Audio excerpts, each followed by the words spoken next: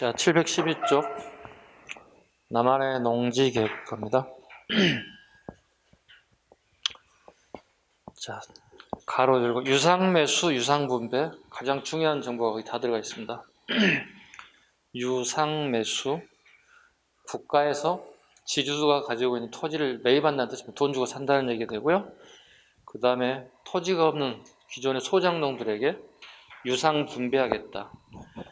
돈을 받고 팔겠다는 겁니다. 이게 이제 유상매수, 유상분배가 되겠죠. 이건 뭐죠? 지주의 의사가 되게 많이 반영되다 봐야 되겠죠. 자본주의 국가에 나타날 수 있는 현상이죠. 꼭 기본이가 잡아야 됩니다. 유상매수, 유상분배. 이승만 정부의 가장 대표적인 반농에서 반미정해야 체육법하고 농지계획법이 나오는데 경제 파트 가장 많이 나오는 것 중에 하나가 농지계획입니다. 그럼 3정보를 제한하겠다. 3정보를 제한하겠다. 아무리 많은 토지를 가진 지주더라도 본인이 소유할 수 있는 양은 3정보밖에 안 되겠다는 겁니다. 자, 하나씩 보겠습니다. 1번 1공화국 경제의 기본 방향, 소작제 철폐. 밑줄 그으세요. 네, 소작농에 대한 부분들이 사라지기 시작하죠. 소작제 철폐 없애다는 얘기죠. 앞으로 땅을 빌려주고 수확량의 몇 분의 몇을 받는 이런 소작 제도가 사라졌다. 물어보면 무조건 이승만 정부예요. 네, 꽤 제법 나오는 지문 중에 하나입니다. 이승만 전 정부의 정책 중에 소작제가 철폐되었다. 두 번째, 농공의 균형 발전, 기업의 자유로운 활동, 사회보장 제도 실시, 인플레이션 극복 등을 설정되었다. 자, 농지계획법 제정 46년 6월, 유상몰수, 유상분배. 자, 목적 보겠습니다. 경자유전만 밑줄 볼까요? 경자유전.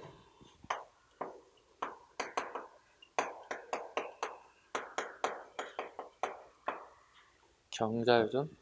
토지를 가진 자가, 잘못했어. 농사를 짓는, 밭갈경자는 농사를 짓는 자가 토지를 가져야 된다. 이런 의미를 가지고 있습니다. 경자유전의 원칙이다. 방법. 신한공사가 관리하는 적산농지는 국유로 흡수하여 영세농민에게 분배하는데 산림, 임야 등의 경지는 제외되고, 적산농지는 아까 얘기했습니다. 적의 재산이죠. 일본 애들의 소유였던 토지가 해방되고 난 다음에 일본 애들이 물러나고 난 다음에 우리 땅이 됐죠. 그래서 그걸 다 적산농지라고 합니다. 자, 임야 등의 비경지는 제외되고 오직 농지인 전담만을 대상으로 하고 있습니다. 작용하지 않는 자의 농지, 3헥타를 초과하는 농지는 국가의 수매하. 이를 지주들의 해당 농지 연수액의 150% 5년간 연부 상환하도록 하였습니다.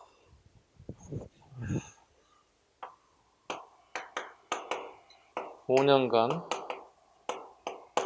30%가 되겠죠. 그래서 합치면 150%가 되겠습니다. 자, 보실까요? 우리가 농지를 이렇게 3정보를 받았단 말이에요. 이렇게.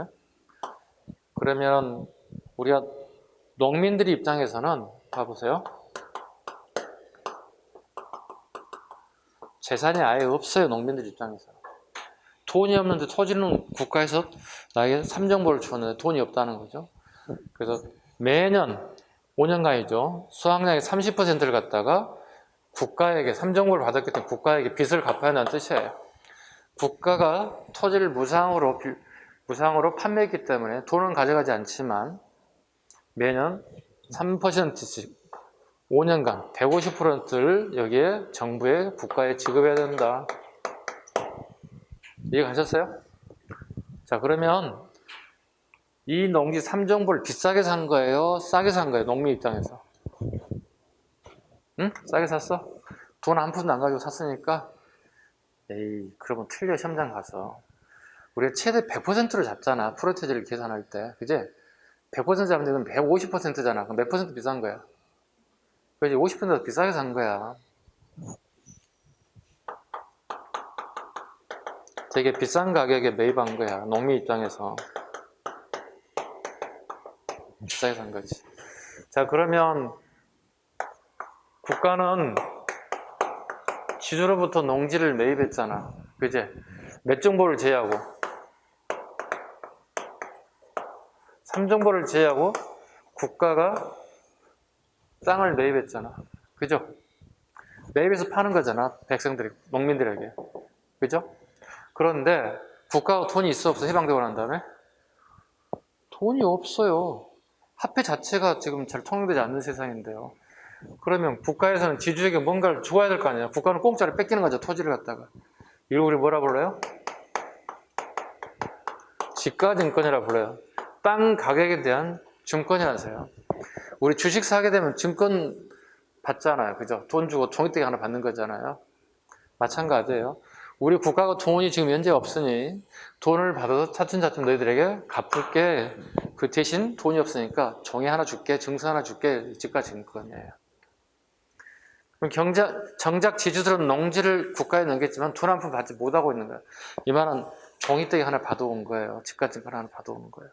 그럼 이게 나중에 돈이 돼야 되겠죠. 그죠? 돈으로 환급 받아야 되니까. 근데 문제는 이게 시행 도중에 농지계획부의 시행 중에 무슨 일이 발생됩니까?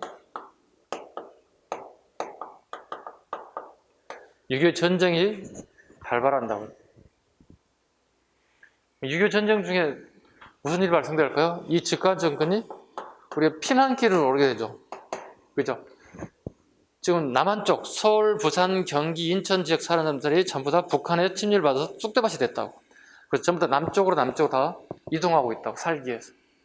그때 자기가 먹고 자고 살 수 있는 짐을 다 실었겠죠? 싣고 이동하겠죠. 그 중에 하나였던 재산이라고 할 수 있는 지가증권도 같이 내 호주머니, 깊은 호주머니 속에다 가져가겠죠. 왜? 중요한 재산 중에 하나니까. 피난 도중에 포탄을 맞아서 희생되는 사람도 있고, 그죠?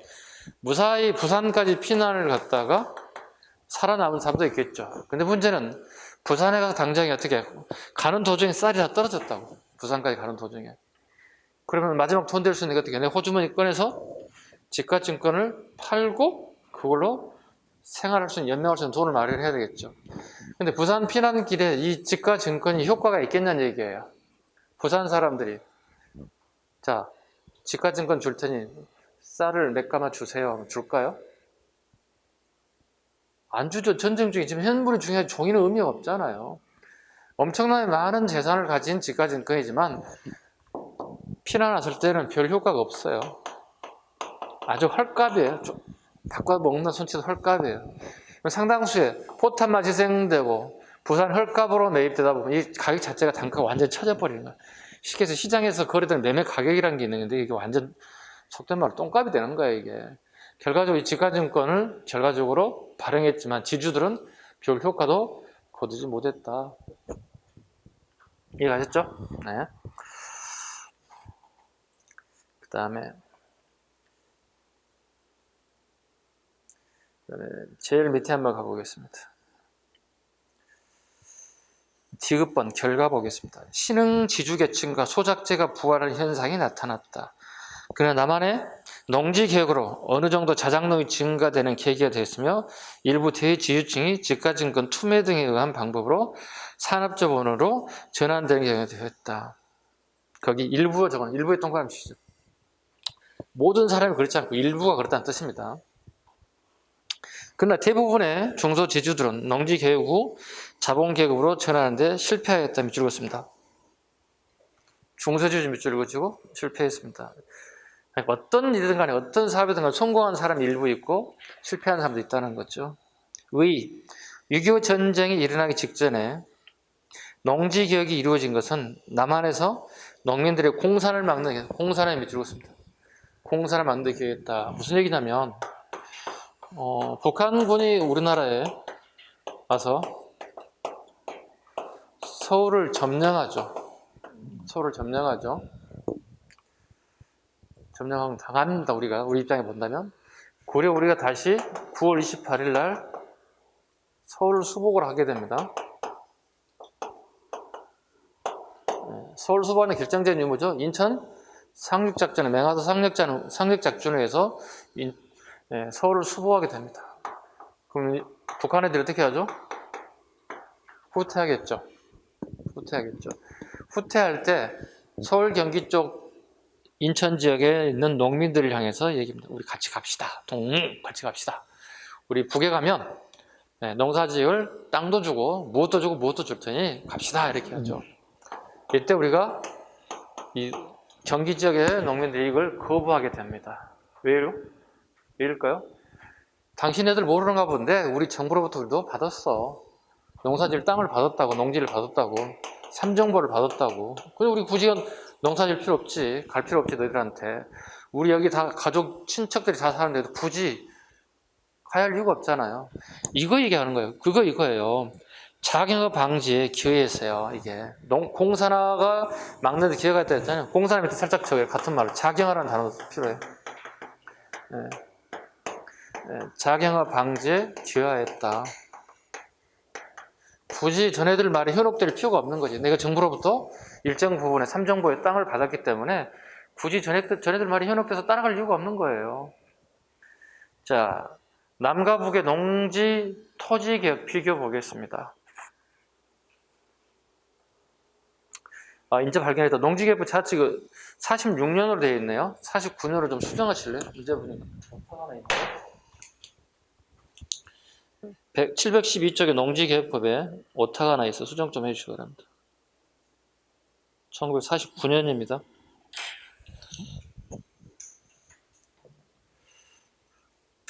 이승만 정권이기 때문에 49년이 돼야 됩니다. 자, 남북한의 농지개혁법 비교 한번 봐주세요. 자, 실시연도 남한이 49년 6월, 북한은 46년 3월. 누가 빠르죠? 북한이 훨씬 더 빠르죠. 그죠? 북한은 우리나라하고 하나의 정부를 만들고 싶은 생각 없어요. 이미 벌써 만들었어요. 자, 남한 보시죠. 6.25 전쟁으로 중단. 53년 재실시. 자, 보세요. 남한의 농지개혁은요. 1949년에 법이 제정되죠. 법이 제정되고 시행됩니다. 그리고 1950년 6.25 전쟁으로 이게 중단이 됩니다. 6.25 전쟁이 몇 년까지 옵니까? 3년짜리 전쟁입니다. 그래서 1953년 6.25 전쟁이 중단되고 휴전이 된 상태. 휴전 후 재실시됐다는 뜻입니다. 이렇게 세 가지를 잡으시면 돼요. 남한의 농지개혁은 이렇게 좀 복잡합니다. 49년에 법이 제정돼 시행되다가 전쟁으로 중단됐다가 53년 6.25 전쟁 이후에 재실시되었다.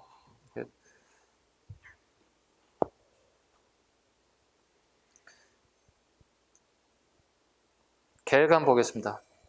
남한은 농지개혁이고 북한은 토지개혁입니다. 우리는 농지개혁, 북한은 토지개혁. 그 이유가 오른쪽에 있습니다. 남한은 산림하고 임야를 제했기 때문에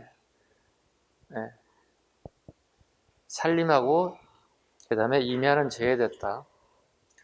북한은 전 국토가 대상이기 때문에 5정보였다.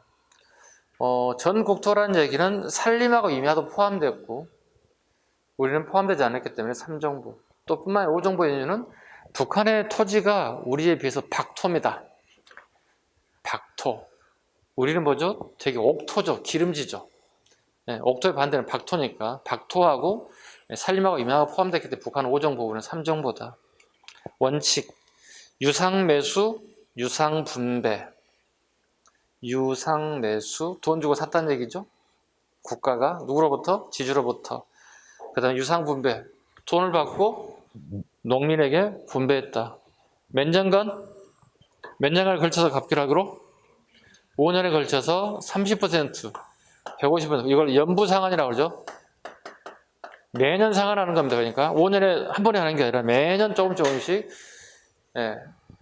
은행 가서 돈 한번 빌려본 사람은 이 말 뜻을 알아요. 연부상환이라는 말을 갖다가 대출을 받아보면 연부상환 매년 갚아야 된다. 유상매수, 유상분배. 북한 가죠. 유상몰수, 무상분배입니다. 자, 볼까요? 무상으로 몰수했죠. 무상으로 몰수하게 되면, 북한 애들이 무상으로 몰수하면 어떤 현상이 벌어진가 볼까요? 국가가 지주에게 돈을 안 준다는 얘기잖아요. 무상으로 몰수니까 빼앗아간다는 뜻이에요, 정부가. 이건 공산주가, 사회주가에서 하는 얘기죠. 자본주가 있을 수 없는 얘기죠. 무상 몰수하고 또 어떻게 하나요? 무상으로 분배하죠. 그죠? 공짜로 준다는 얘기잖아요. 그죠? 이해 갔어요? 자, 그러면 무상으로 분배한다는 얘기는 어떤 원칙이 위배가 되는지 봐볼까요? 공산주의 원칙이 위배되는 거예요. 무상 분배라는 얘기 뭐죠? 자본주의가 인정된다는 얘기잖아요. 정부가 수립되고 토지 개혁이 초기에 있을 때는 개인 소유 재산이 있다는 얘기가 되는 거예요. 자본주의가 약간 있다는 얘기잖아요. 그죠?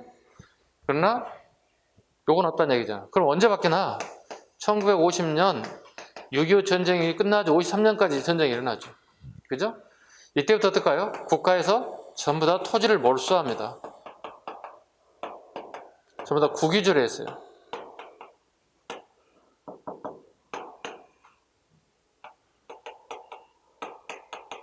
국유 농장 제도가 전격 시행돼요.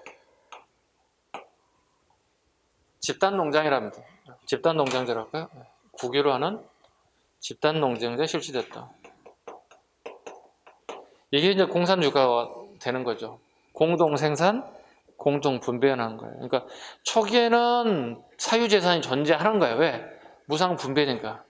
처음에는 사유재산이 존재한다. 이건 되게 난이도 있는 문제죠. 북한의 토지지도상에 사유재산이 존재한다. 이런 지문 맞는 지문이에요. 오케이? 네. 이거 예전 사법시험에 한번 나온 거예요. 사법시험 볼 때도 한국사를 보거든요. 네, 사법시험에서 한번 나왔던 되게 어려운 문제 중에, 난이도 있는 문제 중에 하나입니다.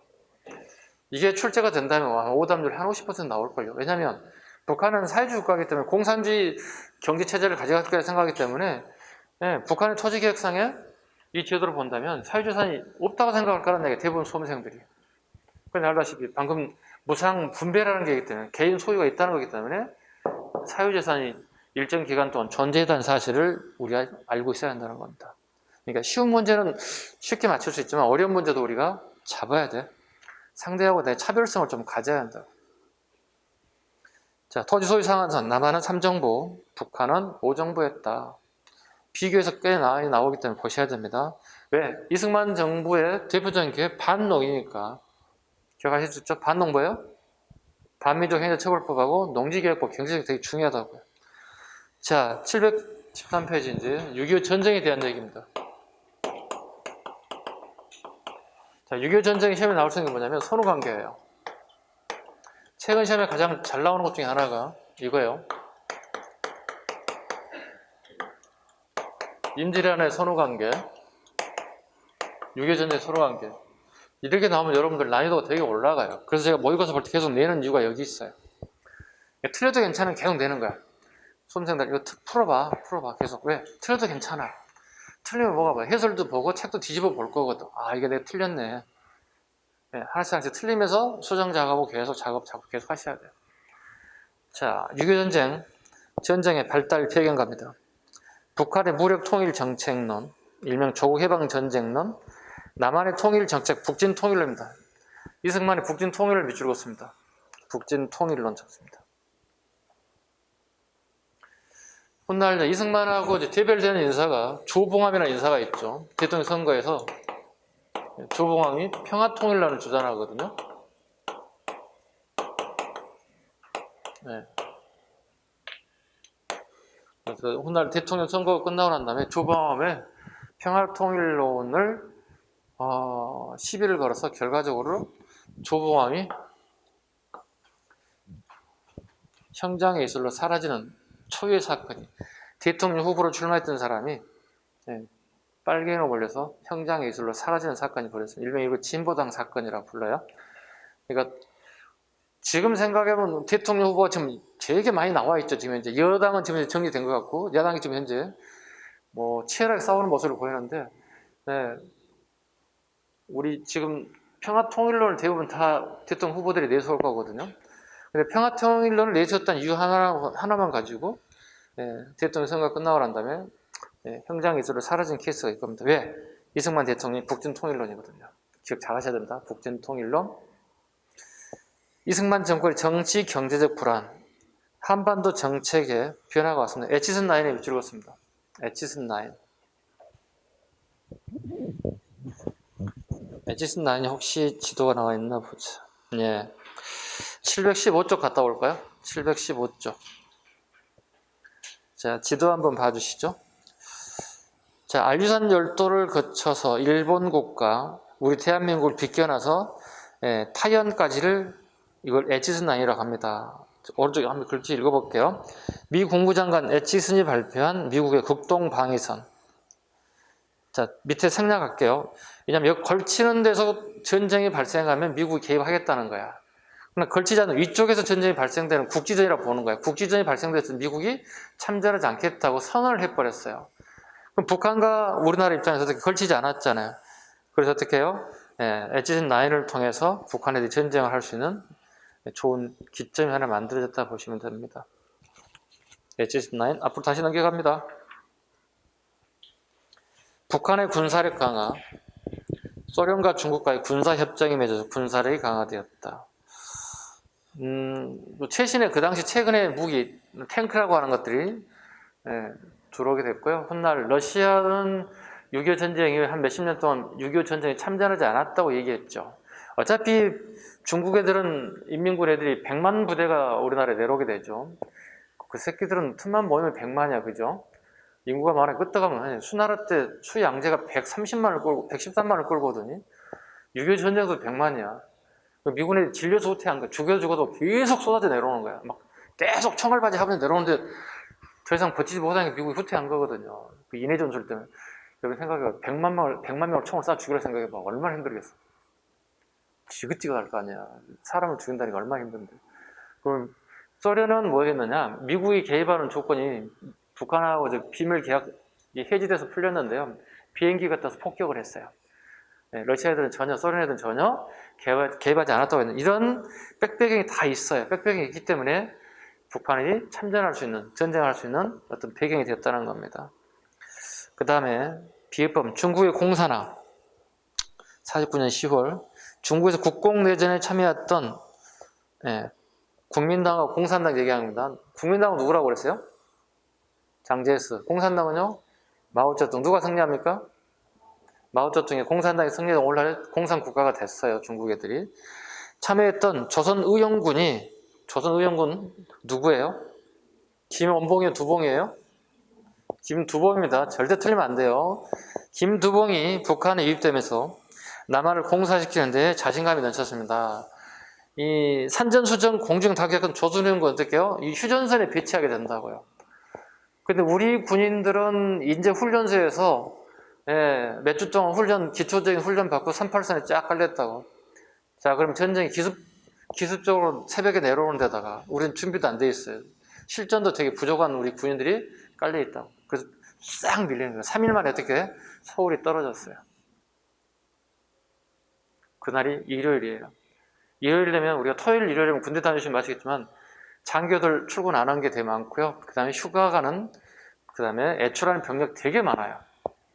기가 막히게 약점을 잘 파고들었다고 봐야 돼요. 네. 그 다음에 미국의 정책 변화. 자, 49년에 주한미군 철수. 남한에서 정보 수립된 이후에 48년 9월 15일부터 49년 6월까지 군사 고문단 500명을 남기고 주한미군이 철수. 미국 에치슨 라인 선언. 민주기준론 보겠습니다. 이건 여러분 잘 모르는 내용이니까 한번 같이 읽을게요. 북한은 소련군이 점령한 38도선 이북이 혁명을 위해 더 유리한 조건을 가지고 있으므로 북한에서 먼저 혁명을 통한 민주기지를 강화한 후 이를 바탕으로 남한을 해방시켜 통일하겠다는 이른바 민주기지론을 내걸고 남한을 공산하고자 남침 준비에 들어갔습니다. 이게 민주기지론도 일부 영향을 미쳤다. 다음 페이지. 전쟁 과정. 북한의 남침 6월 25일 새벽 4시에 우리 38선을 넘어옵니다. 두 번째, 국군의 후퇴. 3일 만에 서울이 함락. 유엔군 참전이 결정됐습니다. 그러니까 6월 25일 날 전쟁이 발생됐고 바로 다음 날 6월 16일 날 긴급안전보장이사회에서 참전이 결정됐고 16개국의 유엔군이 우리나라에 참전하게 되었다. 서울 수복과 징계작전, 인천 상륙작전 9월 15일 날 상륙작전을 전개하여 전세를 역전시켰습니다. 그 유명한 여러분 아시는 메가더 장군이죠. 메가더 장군과 우리나라의 해병대 일원들이 인천 앞바다를 가서 부천 부평을 건너서 서울까지 가서 다시 우리 서울을 탈환하게 되었다. 서울을 탈환하고 이게 50년 9.28 서울 수복이라고 보통 얘기합니다. 이때 유명한 그 배경이 되는 훗날 트로트가 되는 배경이 전쟁 이후에 단장의 미아리 고개가 9.28 서울 수복 이후에 히트를 치게 된 배경이 되었습니다. 왜냐하면 우리가 서울을 수복하게 되면서 인민군들이 후퇴하게 되거든요. 다시 후퇴할 때 남쪽에 있는 요인들을 북으로 끌고 가는 일이 발생되게 됐습니다. 어느 정도 얘네들이 내려올 때 리스트를 좀 가져온 것 같아요. 그리고 그 리스트에 의해서 끌려가는데 가족과 마지막 헤어지는 장소가 미아리였어요. 왜냐하면 여기 서부전선이 다 막혔어요. 다 막혔기 때문에 길이 여기밖에 없었어요. 그래서 이때 가족 간에 헤어지는 아픔을 갖다가 표현한 노래에 즉 단장이라는 말은 창자가 찢어진다는 뜻이에요. 창자가 찢어지는 고통을 느낀 미아리 고개다 이런 뜻으로 훗날 전쟁 이후에 히트가 된 노래 유행가이기도 합니다. 자, 38도선 북상하여 평양을 점령하고 압록강까지 진경. 압록강에도 우리 태극기 꽂았습니다. 이때 이제 중국의 인민군들이 100만 넘는 병력들이 내려오기 시작했다는 뜻입니다. 그리고 7월달 휴전 성립 53년 7월 20일 휴전이 성립됐습니다. 그 성립되기 전에 휴전 성립이 되기 전에 배경이 되는 게 우리 알다시피 고지전이에요. 우리 영화로 혹시 보신 분들 계시죠? 그죠? 왜냐하면 이게 고지라고 생각한다면 이렇게 마주보고 있다면 이렇게 북쪽이고 이쪽이 남쪽이라면 이 고지를 점령하는 여기서부터 휴전선이 될 수도 있기 때문에 또 여기서 될 수도 있고 여기는 이쪽으로 오려고 할 거고 얘들은 이쪽으로 최대한 가려고 할 거거든. 그러니까 하루 저녁에 이 고지를 점령하고 빼앗기고 하는 게 휴전 기간 내 휴전 앞두고 계속 치열하게 싸우는 거예요. 수십만 명이 죽은 거예요. 양국에 북한군과 우리 한국군들이에요. 이게 소절한 게 이제 고지전이에요. 휴전이 성립되기 전에 내가 점령하고 있는 그 지역을 휴전선을 잡겠다고 하는 통문이 떨어져 나오는 거예요. 그러다 보니까 치열하게 싸우는 거예요. 치열하게 싸우는 거예요. 그런데 다 필요 없는 일이 되고 말았지. 38도선을 그냥 잘라버렸으니까. 그래서 그때는 우리가 개성도 가지고 있었거든. 그때 우리 국군이 개성을 점령하고 있었다고. 근데 38선 그니까 다 내주고 내려왔다고. 아깝죠? 개성이 우리 땅에 있다면 참 좋았을 텐데, 그죠? 벌써 우리는 그 돈을 이용해서 고려 왕실을 건축했을 거야, 거기다가. 왜? 조선의 경복궁 전제하고 개성 궁궐을 하나 만들면 얼마나 좋아. 그죠? 제2궁궐을 했으면 강화도도 못 만들고 있어요. 근데 문제. 왜? 강화도 만들면 괜찮을 텐데 우리 인천광역시에서 돈이 없는 건지 국가의 정부만 기다리고 있는 건지 모르겠지만 고려 궁궐 그렇게 큰 건물이 아니 금방 지을 수 있을 것 같은데 기초 돌은 그대로 올리면 되잖아요. 돌이 그대로 있으니까. 왜 안 하는지 모르겠어요. 여러분이 합격하셨어. 네. 광역시에 문화부에 들어가서 여러분 힘이 없지? 무슨 이제 들어간 애가 무슨 건의사항했습니다. 궁궐 하나 지어 이렇게 할 수 없죠, 여러분들이 그죠? 네. 그렇다고 선생님 시장 선거 출마할 수도 없고 어떡하지? 네. 이어서 가겠습니다. 중국이 100만 군대를 파견하여 전쟁에 개입, 전세가 다시 역전되었습니다. 100만. 국군과 유엔군의 후퇴, 평양 퇴각, 예, 더 이상 우리가 싸울 수 있는 상대가 아니었습니다. 이때 이제 그 미국의 비밀 문서가 풀렸어요. 북한군이 개입했을 때 압록강을 중심으로 예, 우리 히로시마 원자폭탄 투하하듯이 원폭을 투하하려고 계획을 다 세웠대요. 못했어요. 실행을 하지 못했어요. 계획을 했는데 못했어요. 제가 지금 전쟁이 끝나고 한참 지났기 때문에 후회하고 있어요. 제가 그때 했던 내가 그때 당시 지도자였다면 때렸을 것 같아요. 피해를 입을 수 있겠지만 그거 때렸다면 전쟁 끝난 거잖아요. 그죠? 우리는 이렇게 분단 국가가 아닐 수도 있겠죠. 결과론적인 얘기를 하고 있는 겁니다. 재미삼아 얘기하고 있는 겁니다. 예. 비밀 문서가 풀렸을 뿐이에요. 그러니까 시험에 나오진 않겠지만 후퇴할 때 비밀 문서에 미국의 비밀 문서에 원폭 계획이 있었다는 거예요. 압록강 쪽에다 중국 애들 내려올 때 때리자는 거였다는 거죠. 못했죠. 그 결과 길이 다 막혀버렸어요. 38도에서 내려온 길이 빼앗겼기 때문에. 그래서 철수한 게 흥남철수예요. 흥남부두를 통해서 빠져나오는 거였어요. 그러니까 38선이 다 막히다 보니까 흥남을 통해서 이렇게 내려오게 되는 거예요. 그러니까 이쪽으로 우리 미국 애들하고 미국군 애들하고 배를 이용해서 함선이죠. 군함이죠. 이렇게 해서 미국군이 철수하는 거예요. 여기 군인들하고 무기들과 같이 배 싣고 남쪽으로 내려와야 되거든. 근데 북한 체제를 겪어봤던 사람들 있지. 45년 해방돼서 50년대까지, 그죠? 대략 한 50년을 겪어봤더니 이건 아닌 거야. 북한의 주민 상당수가. 왜? 자본주의 체제에 익숙했더니 사회주의 체제를 전환하는데 얼마나 불편했겠어요. 계속 지배하고 통치하고. 상당수의 가족들이 전부 다 이쪽으로 몰리기 시작한 거야. 소문이 난 거야. 여기에 미국 배가 있는데 미국 배 사람을 싣고 남쪽으로 이동한다더라. 여기는 이미 막혔고. 그래서 모든 뜻 있는 북한의 인사들이 다 이쪽으로 몰릴 수밖에 없어. 사회주의 맞지 않는 사람들. 봐봐, 그럼 전쟁 전에도 체제가 맞지 않는 사람은 남쪽으로 내려왔어. 전쟁 끝나고 난 다음에도 체제가 맞지 않는 살았던 사람도 남쪽으로 내려왔어. 그럼 남한의 인구는 증가할까 감소할까? 빨리 대답해봐. 남쪽의 인구는 당연히 증가하지. 전쟁 전과 후가 다 똑같아. 전쟁 전과 후에 인구가 막 증가하겠다. 이때 나타났던 경제 현상은 뭘까요? 인플레이션이에요? 디플레이션이에요? 물자가 부족하니까, 그죠? 물건 가격이 올라가고 돈의 가치는 떨어지잖아요. 뭐예요, 그러면 이건? 인플레이션이죠. 인플레이션이죠. 예. 이런 거 책에 안 나오지만 시험에 나온다면 맞아야죠, 여러분들. 그죠? 예. 최소한 우리가 인플레이션, 디플레이션 개념 정도는 있을 거니까, 그죠? 예. 물가가 올라가고 돈의 가치가 떨어진 현상이죠. 인플레이션이 발생할 수밖에 없었다. 되게 민감하겠죠, 그 당시. 자, 휴전성님 53년입니다. 좀 빠졌군요. 흥남철수, 그 다음에 흥남철수 때 유행한 노래가 있습니다. 50년 12월 24일 크리스마스 이브인데요.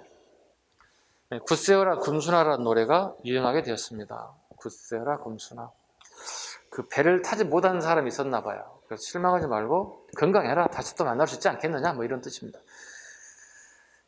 50년 1월 4일 서울함나 이뤘다 일사후퇴라고 합니다. 1월 4일 날 다시 후퇴하는데요. 일사후퇴가 결정되면 무슨 사건이 터지냐면 거기에 찰떡차게 한강다리 폭파됩니다. 일사후퇴 때 한강다리가 폭파합니다. 정부에서, 우리나라 정부에서 한강다리를 폭파해서 피난을 못 가게 길을 차단하게 됐죠. 그래서 서울에 사는 사람들이 고립되고 말았습니다.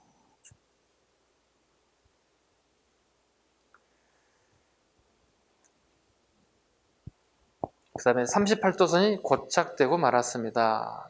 휴전성 53년 7월 27일, 소련 휴전제의 51년 6월, 휴전회담 51년 7월부터 계속 이어집니다. 판문점에서 휴전이 성립되고 총 765회 회담, 전쟁 중에 계속 회담이 이루어졌습니다.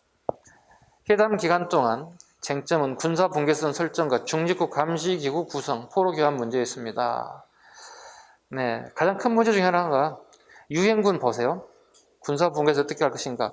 38도 북방의 어느 선입니다. 유엔군이. 어느 선이라는 게 되게 애매모호한 거 그거였습니다. 그래서 무슨 전쟁이 벌어졌다고 요거 봐.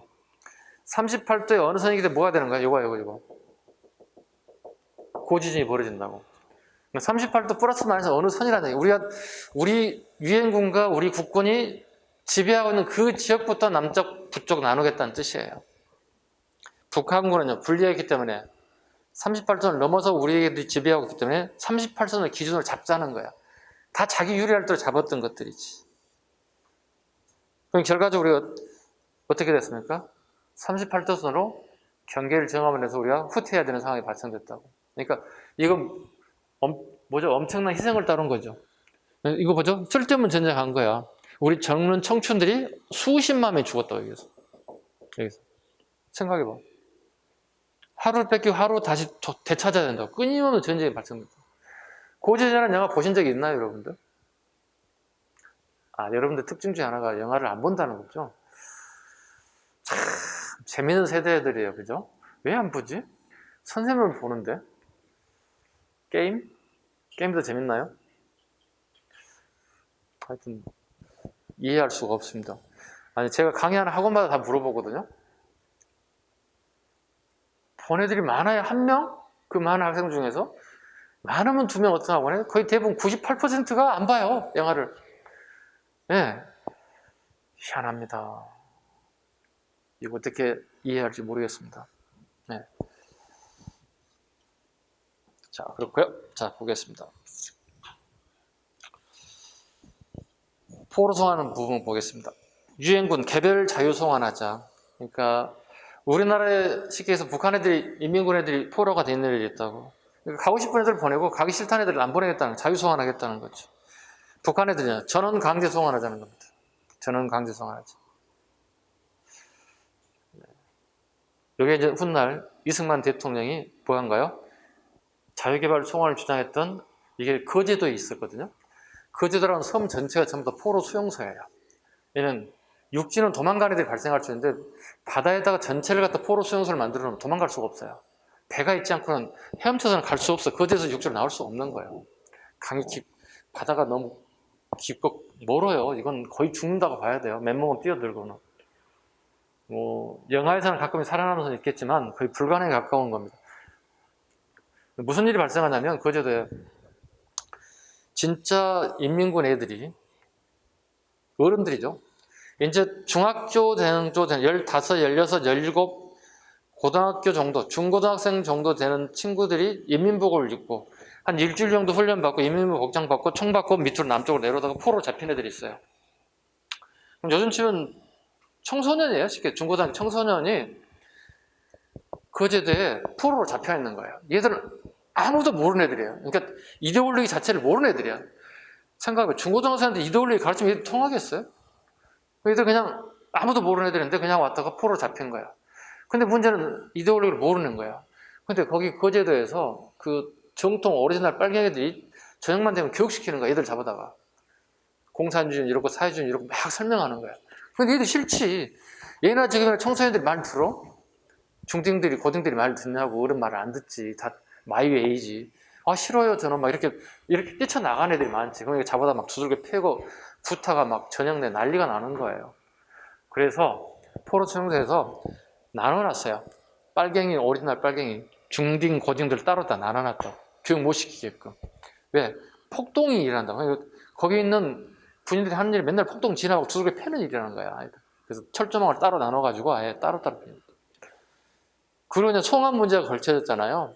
북한에서는 무조건 올 송환이래요. 우리 다 보낼 테니까 우리 올 보내달라는 얘기예요. 근데 북한 애들이 거짓말했죠. 송환 거의 안 했죠. 상당수의 우리 전쟁 포로가 남아있, 지금도 포로가 남아있다는 거예요. 나이 드신 분들이. 가끔 탈출하는 건 뉴스 나오죠. 근데 이승만 정부가 미국과의 협정 문제가 지지부진해지잖아요. 이때 올 석방시켜버렸어요. 거제도 포로들 갖다가. 그러니까 나는 북한으로 가기 싫다는 애들 있잖아요. 나는 다시는 가기 싫다는 애들 있을 거 아니에요. 얘들 다 송환시키는 게 아니라 다 포로 줘버렸어요. 가고 싶은 데 가라고. 일본 가고 싶은 사람, 중국 가고 싶은 사람, 미국 가고 싶은 사람, 어떤 경우는 저기 남미까지 가는 애들도 있어요. 남미까지 가는 애들. 포로들이. 그래서 가끔 보시면 그 외국 TV라든가 보게 되면 분명히 뭐 아르헨티나, 뭐 브라질, 뭐 칠레 이런 데 갑자기 이름 나오고 뒤에 성씨가 최씨, 김씨, 박씨 막 이렇게 나온다고. 성은 바꿀 수가 없잖아, 우리가. 그죠? 이름은 바꿀 수 있겠지만. 이건 전쟁 포로일 가능성이 크다고 보는 거죠. 그때 가는 사람들을 봐야 되겠죠. 자, 7번 갑니다. 이승만 대통령 한미 상호 방위 조약 체결 전에 휴전을 할 수 없다면 북진 통일을 강렬히 주장했다. 7번에 동그라미 쳐주셔야 됩니다. 끝장 보자는 거야, 이승만 대통령. 왜? 또다시 휴전을 하게 되면 북한에 또 제2의 침범이 내려올 수 있다는 거지. 그래서 한미 상호 방위 조약을 맺어달라. 이렇게 요구했다는 거죠. 격렬하게 반대하면서 거제도 방공포를 석방, 523년 6월입니다. 밑줄 그었습니다. 휴전협정 자체를 무산시킬 수 있는 큰 사건이지만 더 전쟁을 지속하기 어려웠던 북한과 미군은 방공포로 석방을 인정할 수밖에 없었다. 이런 거 보면 배짱이 있어요, 그 양반이. 그죠? 장기 집권만 안 했으면 좀 나았을 텐데 장기 집권하다가 패가 망치는 케이스죠. 휴전협정 체결을 합니다. 523년 7월에 미국으로부터 한미 방위 상호적 체결과 경제원조 및 한국군의 증강 등을 약속받고 휴전에 동의합니다. 이승만이. 이런 거 보면 또 배짱이 좀 있어요, 영감탱이가. 그죠? 다른 건 몰라도요. 자, 넘기겠습니다.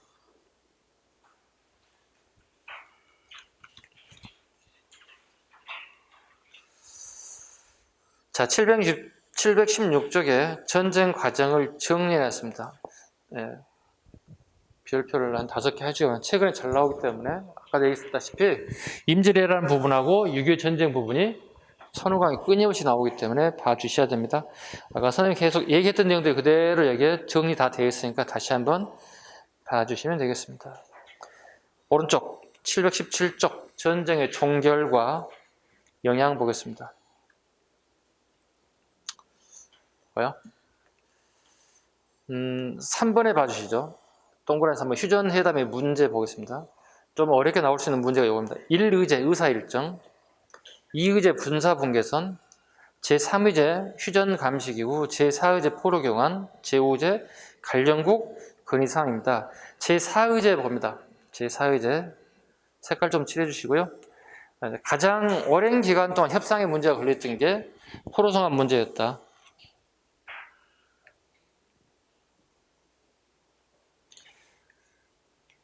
그 다음에 밑에 5번 가보죠. 한미 상호 방위조약, 동그라미 5번입니다. 배경. 휴전에 반대한 이승만 정부를 설득하기 위한 공약으로 미국이 공약으로 체결한 것이며 북한의 재침략 방지와 한국 문제에 미국이 개입을 목적으로 하였습니다. 결과 6개 항으로 구성, 미국의 한국 계속 주둔, 미국이 군사 전략성 필요하다는 판단되는 지역에 군사기지 설치, 한국군 작전 지휘권, 유엔군 사령부의 양도, 유효기관 없음 등의 내용으로 구성되었다. 그래서 처음으로 우리가 서울 용산에 미군이 주둔하게 됐습니다. 원래는 일본군이 주둔했던 장소가 용산입니다. 그래서 그 건물 자체는 전부 다 일본식 건물이에요. 벽돌, 빨간 적벽돌 건물들이고요. 그걸 그대로 활용했던 인사들이 미군들입니다. 최근에 우리 미군 애들이 현재 용산에서 평택 미군기지가 새롭게 만들어지면서 지금 한 8-90% 정도 다 이주됐고요. 나머지 1-20% 정도가 용산에 남아있어요. 빨리 빠져나가서 그게 우리 서울시의 땅으로 들어와야 되겠죠. 그래서 거기에 이제 용산에도 공원을 만들겠답니다. 서울시 입장에서는요. 빨리 만들었으면 좋겠어요. 왜냐하면 서울시에 숲이 없어요. 그 공원을 만들고 숲이 되게 부족해서 용산을 좀 그렇게 좀 만들었으면 좋겠어요. 아마 용산구 쪽 주민들은 되게 좋을 것 같아요. 저는 용산구가 좀 거리가 멀어서 저는 별 혜택도 없을 것 같고. 아니 퇴근하고 저녁에 이렇게 놀러 갈 수 있잖아요. 이렇게. 뭐라고 그러지? 저녁에 나가면서 걷는 걸 뭐라고 그러지? 뭐라고 그래야 되지? 운동? 단어가 생각이 안 나. 괜찮을 것 같은데. 자, 그 다음에 전쟁 중 이승만의 실정, 잘 나오지 않는 것 중에 하나인데요. 자, 전쟁 중 이승만 정권의 실정 중에 하나 보겠습니다. 거창 양민학살 사건 봅니다. 경상남도입니다. 거창군은요. 자, 같이 볼까요? 6.25 전쟁 당시 중공군의 개입을 1.4호.태가 시작된 후 빨치산 공세가 강화되자 후방의 빨치산과 대결하던 국군 가운데 거창군 신원면 일대에 통비토벌 작전 중이던 11사단 구현대 3대 한동석 소령 공비와 내통하였다여 2월 10일 내탄 불악 꼴짝에 청장년 136명을 11일 박산교회 527명을 중화기로 무차별 학살하였다. 이게 무슨 얘기냐면 6.25 전쟁 이후에 그 테러가 막혀서 가지 못한 애들이 있어요. 후방에 들어왔다가 대구까지 내려왔던 애들이. 대구하고 거창은 그렇게 멀지 않습니다. 거창 지역으로 인민군에 들어간 거예요. 근데 오다가도 고립된 상황이 됐다고. 그래서 산속에 들어가서 이제 게릴라전을 펼쳐야 되는 상황이 됐다고. 자, 그러면은 식량이 떨어지면은 산에서 밑으로 내려와서 농민들이 농사 짓고 있는 와서 식량 공급을 해갈 거거든요. 그런데 그게 부역으로 본다는 거예요. 부역으로 본다는 취지로 불황민들 전부 다 공터에 불러요, 저녁에. 끄집어내서 전부 다 여기서 다 총을 쏴서 죽이는 만행을 저질러서 우리 국군들이에요. 이승만 정부의 가장 큰 실정 중에 하나입니다. 큰 실정 중에 하나입니다. 이건 그쪽 지역민들에게는 되게 아픈 상처이기도 해요. 예, 그리고 살아남은 사람들이 몇 명이 있어서 이걸 다 실제 증언했어요. 예, 어떤 분은 꼬맹이였대요. 아주 꼬맹이였는데 총을 쐈을 때 엄마가 자기 자식을 살리기 위해서 껴안고 본인에게 안고 죽었다는 거예요.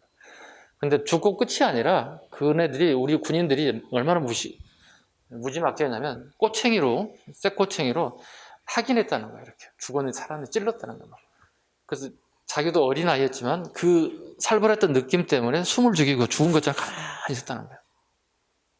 그리고 군인들이 다 떠나고 난 다음에 어머니 품에서 떠쳐서 나와서 살았다는 거예요. 그 어린아이의 그 공포감을 생각해 보세요, 여러분. 그 어린아이들도 그 정도의 공포는 알겠죠. 총 쏘고 비명에 피 흘리고 죽어가는 모습을 동네 분들, 어른들, 자기 부모들 죽어가는 모습을 봤을 텐데, 그게 나중에 이제 군인이 살아가지고 현장에 그 사실을 증언하는 것들이 보면, 야, 진짜 전쟁이란 게 잔악하구나 하는 걸 느낄 수 있어요. 네. 같은 동족끼리도 이렇고, 그 다음에 같은 남쪽에 있는 보호를 받아야 할 우리 국군으로부터 우리 주민들이 피해를 받는 상황들, 거창양면 학살 사건입니다. 6.25 전쟁 중에 이승만 정부의 가장 대통령이 시키라고 했겠습니까? 군인들이 못된 짓을 한 거죠, 시키기 위해서. 오른쪽 다음 페이지 넘어갑니다. 국민방위군 사건 봅니다. 이것도 가장 큰 피해 중에 하나입니다. 51년 1.4.5때 시기 국민방위군의 간부들이 방위군 예산을 부정 착복한 결과 철수 도중에 많은 병력들을 병사시킨 사건으로 국회에서 폭로 진상조사가 회고되었다. 우리 남성들은 이제 군대 다니시면 알겠지만 군 비리에 식격해서. 예. 군에서 장교들이 돈 될 만한 걸 팔아먹고 빼먹고 하는 거예요, 식격해서. 예. 이게 일명 국민방위군 사건입니다. 아니, 군인들에게 주어져야 할 옷가지들이 추운 겨울에 그냥 여름철 입을 옷 가지고 겨울에 못 버티잖아요. 이게 동사되죠. 이게 이제 일종의 군 비리라 보시면 되겠습니다. 연쟁주의라는 사건입니다. 됐어요. 이 정도 하면 됩니다. 네, 이 정도까지 하면 되겠습니다. 그 다음에 전후 복구와 원조 경제 보겠습니다. 네, 미국의 경제 원조. 잉여 농산물 무상 원조입이 줄었습니다. 전쟁 이후에 우리나라 형편이 너무 안 좋았습니다. 이때 미국에 한번 볼게요. 미국 상황을 좀 볼게요.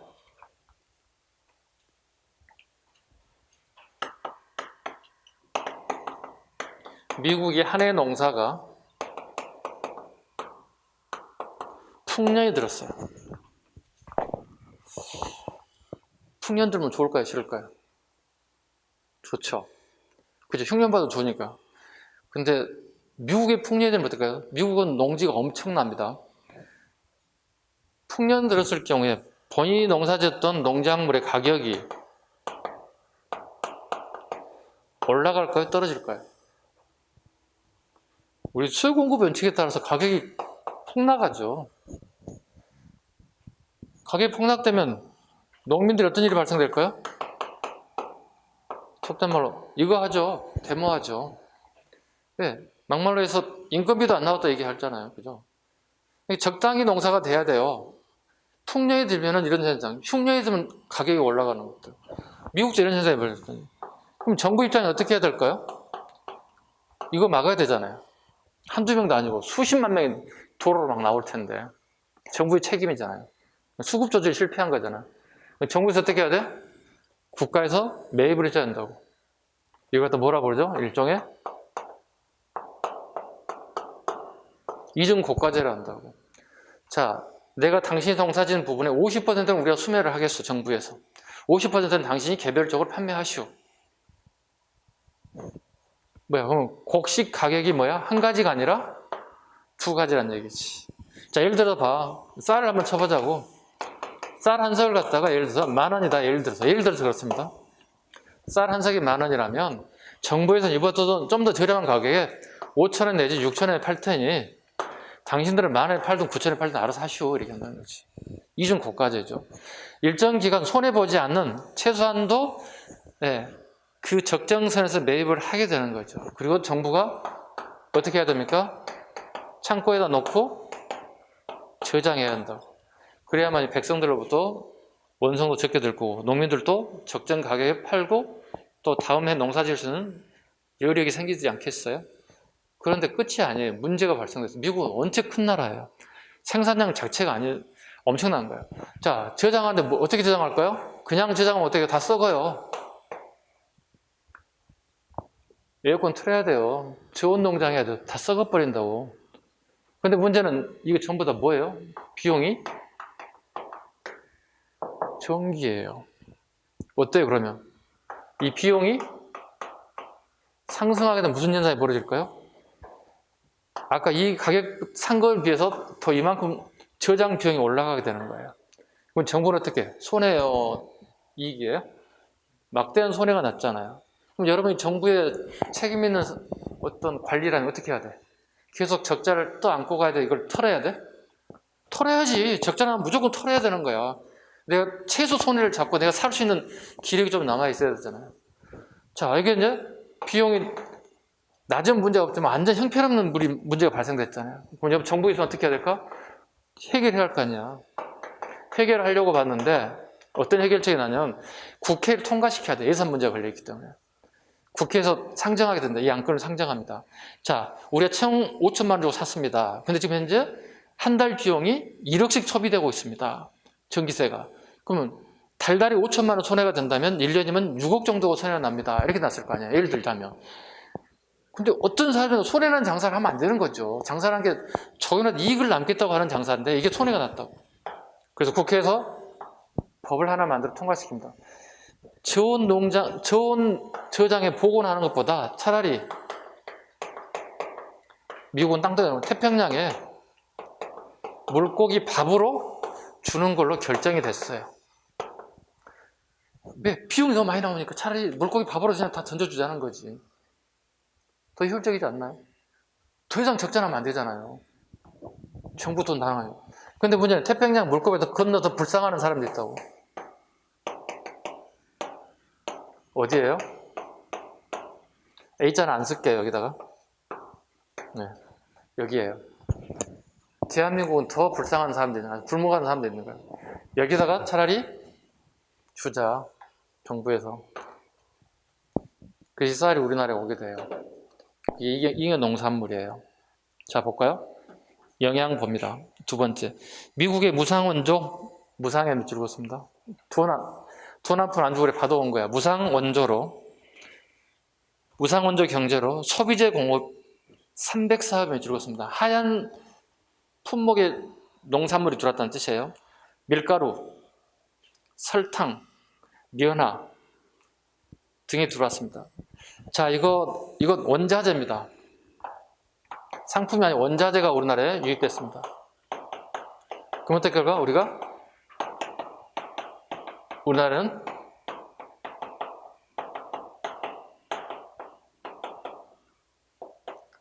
소비재 산업 공업은 발전합니다. 아니, 시체를 먹을 수 없잖아. 껍질 다 벗겨 먹어야 되잖아. 그죠? 소비재 가공 산업은 우리나라에 발전합니다. 대신에 소비재 가공 산업 발전합니다. 자, 그렇다면 소비재 가공 산업이 발달돼서 이건 우리가 봐보시죠. 미국으로부터 우리 한국이 세 가지 물품을 받아서 국민들에게 판매가 됐어요. 근데 한국에서는 정부가 판매하는 게 아니라 누구에게? 민간업자에게 넘어갔다고. 그 대표적인 기업이 오늘날에 뭐겠습니까? S기업이라든가 뭐 이런 기업들이에요. 우리나라에 30대 재벌 안에 굴지 기업들이 다 포함되어 있어요.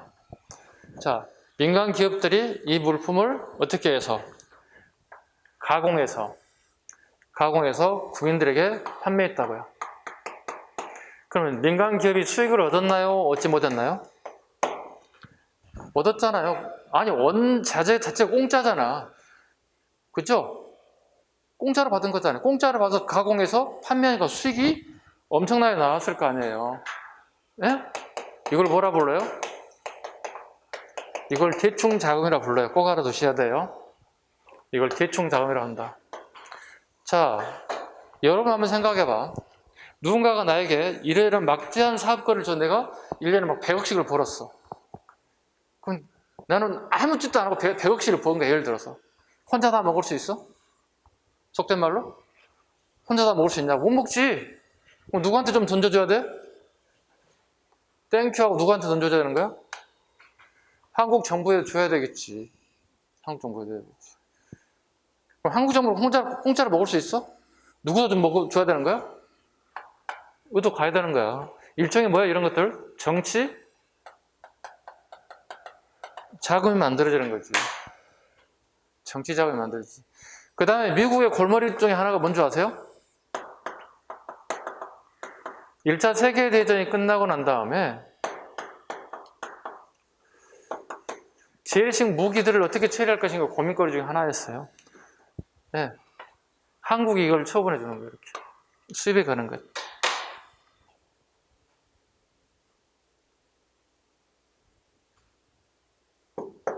그게 우리 군대 가면 M1 소총, 칼빈 소총 이런 재래식 무기들이에요. 재래식 무기들이 우리나라에 막 들어와요. 이게 들어와요. 미국은 이거 소비했잖아요. 그리고 우리나라 나중에 이제 1965년 베트남 전쟁이 터지잖아요. 그죠? 이때 베트남 전쟁을 계기로 우리나라에 새로운 M16이라고 하는 소총들이, 자동 소총들이 들어오기 시작하죠. 왜? 참전의 대가입니다. 미국이 요구한 참전의 대가로 받아들인 게 M16과 그 다음에 군 현대화 작업이 벌어집니다. 그죠? 최근에 우리 군대 다녀온 21세기 현역 군대 다녀오신 분들은 K1에서 K2 쓰셨나요? 지금 현재? 그죠? 대부분? 자, 봐봐요. 총들이 되게 발전됐죠? 여기 M1 칼빈은요, 탄을 장전하고 당겨서 방아쇠 당기 하나씩 하는 거야. 네, M16는 어떻게 해요? 탄창을 끄집어넣어서 탁 집어넣고 당겨서 바로 쏘면 어떻게 단발로 나갈 수도 있고 자동으로 막 30발, 40발씩 나간다고. 이게 이제 발전된 거죠. 이게 이제 불합리한 점은 되게 총신이 길어요. 미국 신체 사이즈에 맞게 돼서 우리 코리안 애들한테는 되게 길어요. 키가 작은 친구들 막 끌고 다녀야 돼. 속된 말로. 너무 길어. 되게 무겁고. 선생님도 이거 썼거든? 되게 무거워. 유효사거리는 450마트 되게 정확도는 좋은데 전쟁에서 제일 필요한 게 가벼워되거든. 이게 힘들어. 요거 이제 되게 가벼웠죠. 견착하고 끌고 다니는 거예요. 되게 좋죠. 지금 아마 요거 쓴다고요? 지금? 더 이상 발전된 건 없죠? 네. 무슨 자동차 이름 같지 않냐? K1, K2, K3. 네. 이렇게 발전될 것 같습니다. 무기가. 한계 보겠습니다. 한계. 오게 빠졌군요. 대충 자금 마련했고, 재정 수립이 확충, 특혜 배급, 독점 재벌이 생겼다. 독점 재벌을 줄였습니다. 오늘날 우리나라 굴지 기업들이. 예. 한계, 국내 농산물 가격이 하락됐습니다. 왜일까요? 미국의 물품이 공짜로 막 들어오니까 우리나라의 농산물 가격이 하락될 수밖에 없어요. 수요 공급의 원칙에 따라서. 50년대 후반 미국의 무상원조, 축소, 유상차관으로 전환에 따라서 경제 불황, 조세주충대로 국민의 지향이 심해졌다. 이게 이승만 정권 후반기예요. 그래서 아까 무상원조에서 유상으로 차가 바꿔보죠. 유상의 밑줄 그어보시죠. 공짜로 받던 게 이제 돈 주고 우리가 받아야 되는 상황이 됐다. 유상이 됐다고. 자, 그러면 무상에서 유상이 됐다는 얘기는 무슨 현상이 벌어질까요? 유상이 됐다는 얘기죠. 소비자 가격이 상승하게 됐다는 뜻이에요. 그럼 백성들의 삶이, 우리 국민들의 삶이 힘들어진 거예요. 국민들의 삶이 힘들어지는 거예요. 그러면서 문제가 터진 거 뭐죠? 부정선거예요. 이게 골마 터졌던 것들이, 요거에 숨겨져 있던 것이 민낯이 드러나면서, 요거가 터져나오면서 어떻게 해요? 이제는 민주화 운동이 이제 보물처럼 쏟아져 나온 거예요. 부패한 정권이다, 뭐하다, 뭐해서 터져 나오는 거죠. 대구에서 출발, 마산, 부산, 서울까지 오게 되면서 완전히 민주화 운동으로 번져나가는 계기가 되고 말았습니다. 자, 여기까지 잠시 쉬어가겠습니다. 잠시 쉬겠습니다.